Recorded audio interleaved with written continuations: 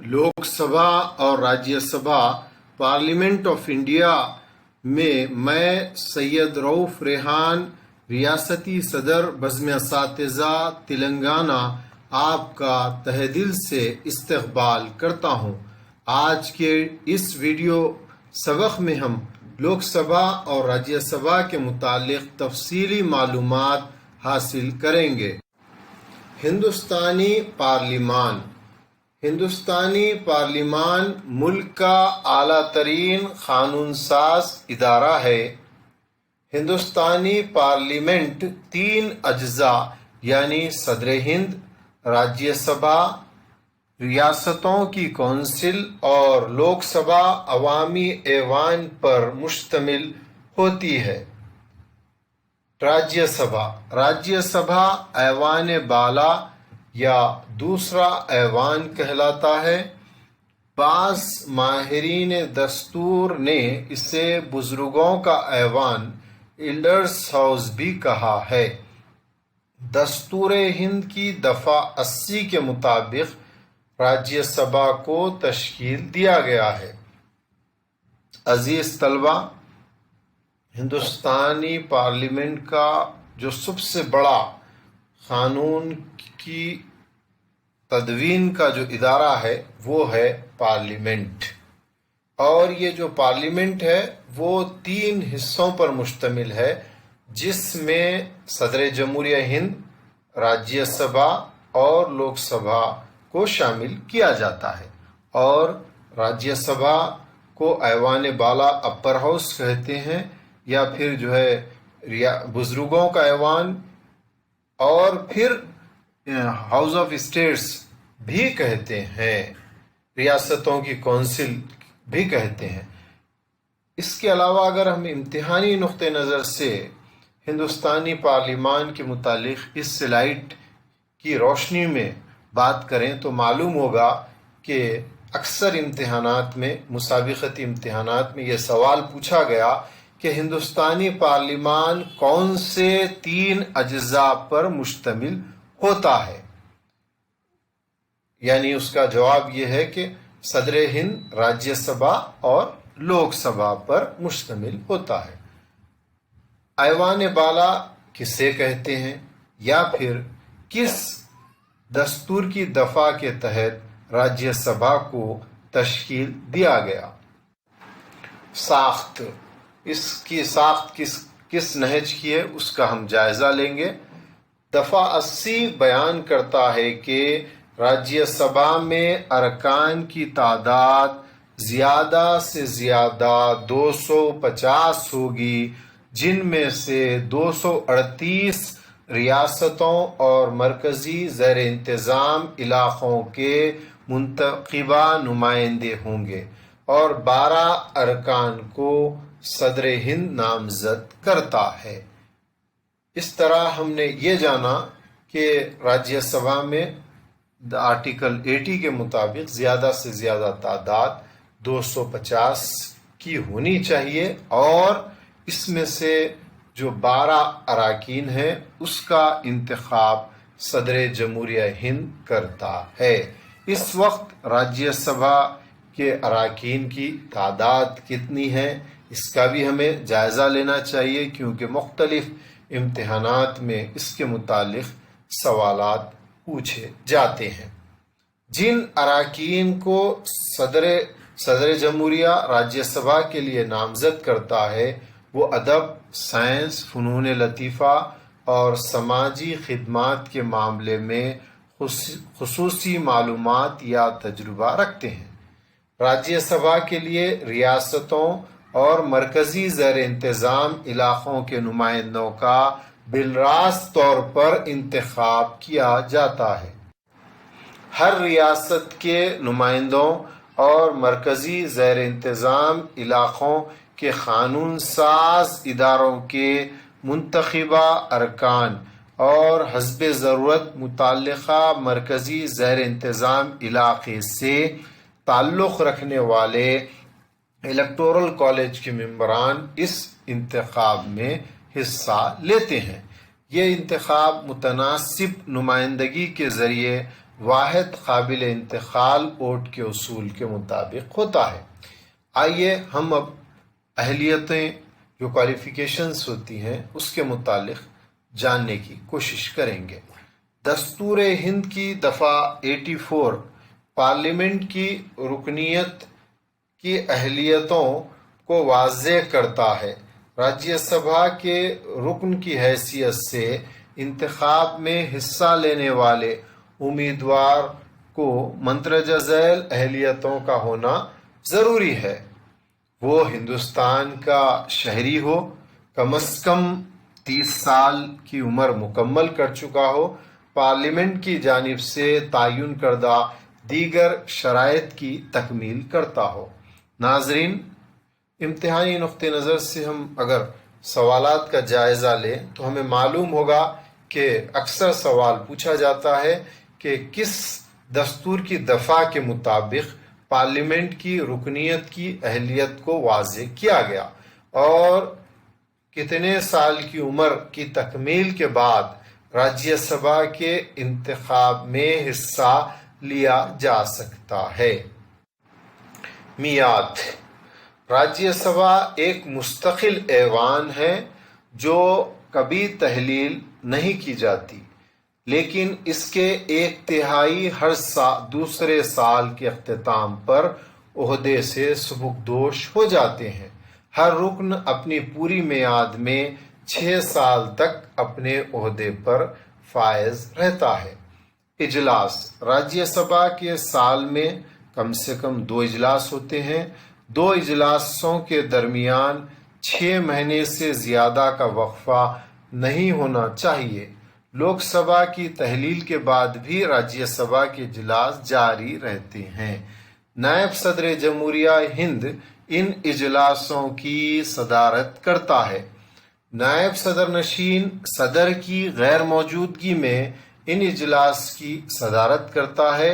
صدر نشین اور نائب صدر نشین کی غیر موجودگی میں نائب صدر نشین کے پینل میں شامل ارکان اجلاس کی صدارت کر سکتے ہیں۔ ناظرین، اس سلائیڈ سے ہمیں یہ معلوم ہوا کہ راجیہ سبھا ایک پرماننٹ ہاؤس ہے، مستقل ایوان ہے اور یہ کبھی ڈیزالو نہیں کیا جاتا ہے، اور البتہ اس کے جو 1/3 ہیں ہر دوسرے سال کے اختتام پر عہدے سے سبکدوش ہو جاتے ہیں، اور پوری میعاد جو ہوتی ہے یہ جو ہے اس کی ایک رکن کی 6 سال ہو سکتی ہے۔ اس کے علاوہ جو راجیہ سبھا کے اجلاس ہوتے ہیں سال میں کم از کم 2 اجلاس ہوتے ہیں، اور 2 اجلاسوں کے درمیان 6 مہینے سے زیادہ وقفہ نہیں رکھا جاتا۔ اور اکثر امتحانات میں سوال پوچھا جاتا ہے کہ راجیہ سبھا کی صدارت کون کرتے ہیں؟ نائب صدر جمہوریہ ہند جو ہے راجیہ سبھا کی صدارت کرتے ہیں۔ اس کا جو کورم ہوتا ہے وہ کس نہج کا ہوتا ہے، کس طریقے کا ہوتا ہے، اس کے متعلق ہم تفصیلات جانیں گے۔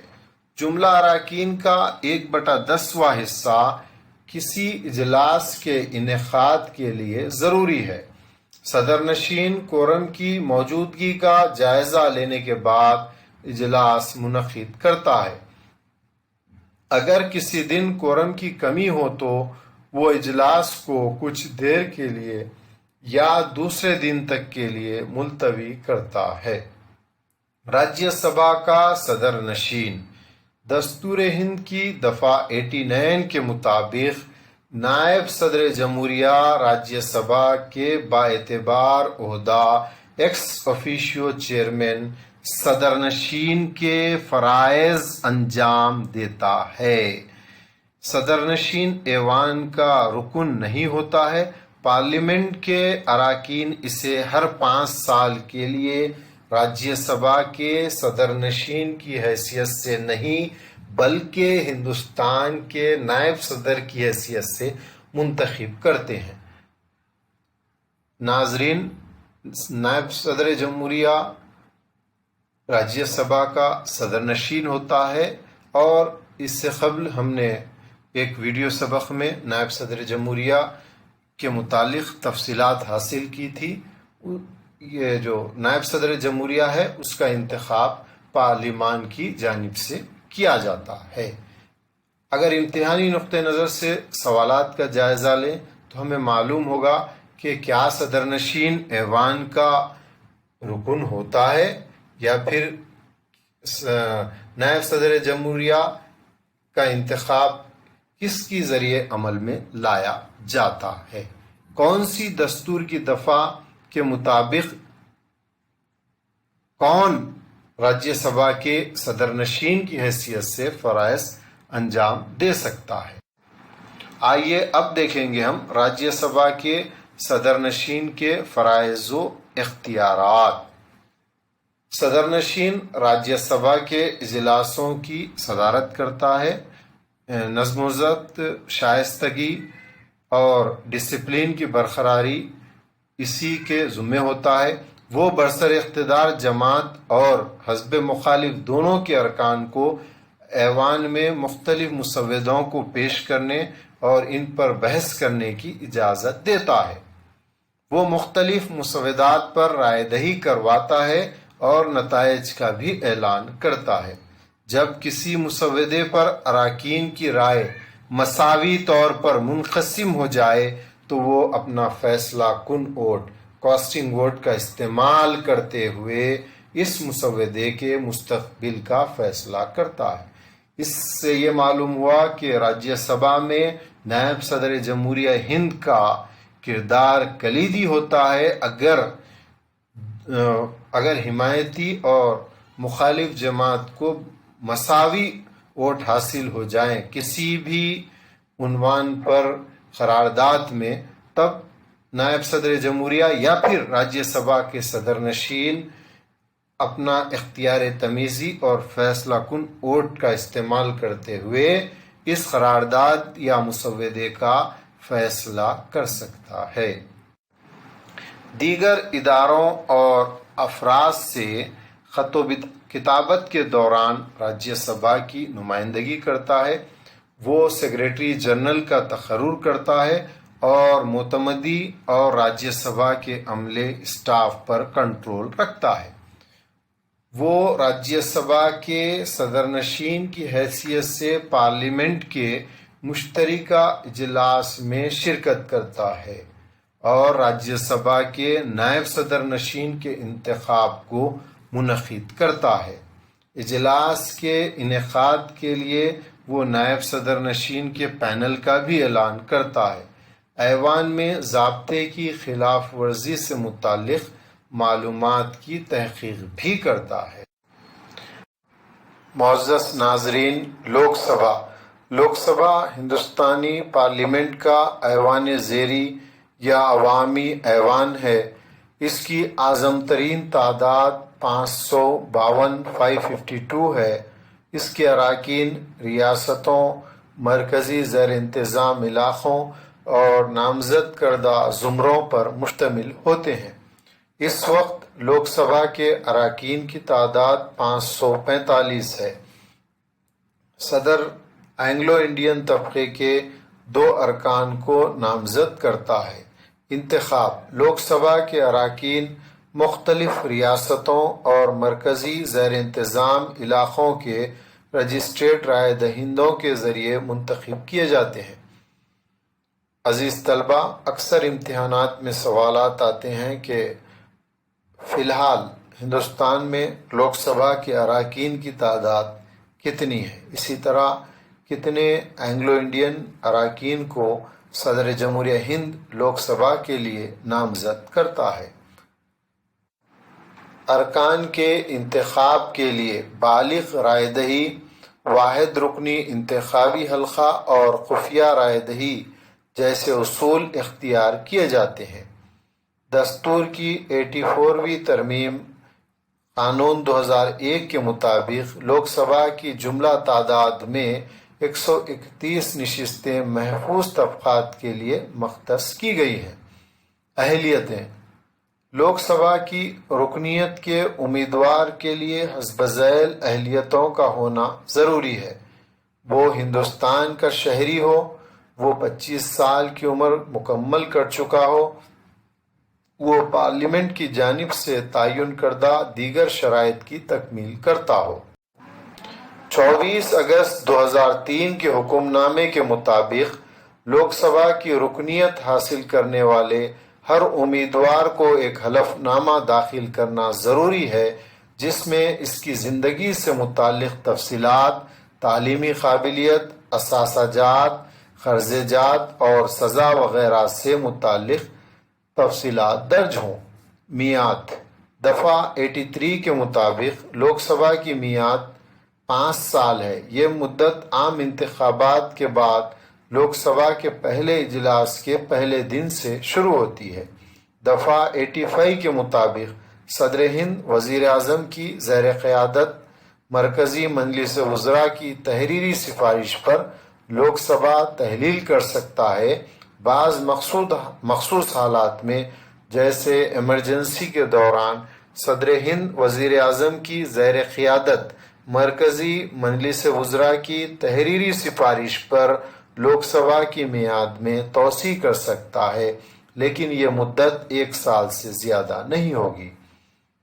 عزیز طلبہ، یہ امتحانی نقطہ نظر سے کافی اہمیت کا حامل عنوان ہے۔ اکثر امتحانات میں سوالات آتے ہیں کہ لوک سبھا کی میعاد کتنے سال کی ہوتی ہے اور لوک سبھا کے اراکین کی تعداد کیا ہے۔ آپ کو معلوم ہونا چاہیے کہ راجیہ سبھا ایک مستقل ایوان ہے، جبکہ لوک سبھا کی میعاد 5 سال ہے۔ اگر 5 سال سے پہلے بھی اگر 2/3 اکثریت سے حکومت محروم ہو جاتی ہے، تب ہو سکتا ہے کہ پارلیمان کو تحلیل بھی کیا جا سکتا ہے، یعنی لوک سبھا کو۔ آئیے ناظرین، لوک سبھا کے اجلاس کے متعلق ہم تفصیلات جانیں گے۔